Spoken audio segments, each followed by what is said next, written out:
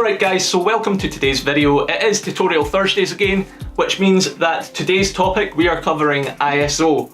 Now ISO is the in-camera method of brightening or darkening your image without affecting your aperture or shutter speed, therefore not affecting motion blur or the nice bokeh sort of blurred out background when you're focused in on your subject. Now my camera shoots at 100 ISO natively. However, I find that between 200 ISO and 800 ISO, I get the best image aesthetically for me. I like the slight noise that gets introduced as it reminds me of film grain. However, this varies from person to person.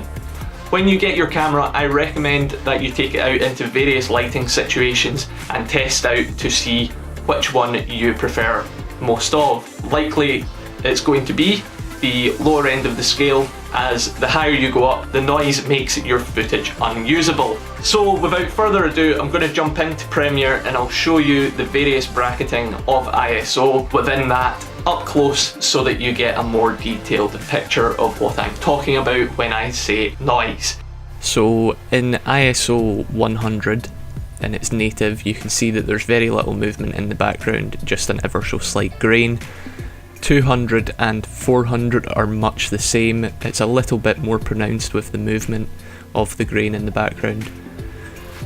However, as soon as you step up into 800 and 1600, it becomes very noticeable that there is noise. These grain patterns get larger and you notice it in the darks, so the blacks more so than anywhere else in the image. Alright guys, so that's the end of today's video. Hopefully you've enjoyed it. If you have, a like rating would be appreciated. A comment down below as to what you would like me to cover next time would be appreciated. And to keep up to date with my uploads, which are travel videos on a Monday and the tutorials on a Thursday, hit that subscribe button and I will catch you in the next one. But until then guys, keep it real, hunt the thrill, peace.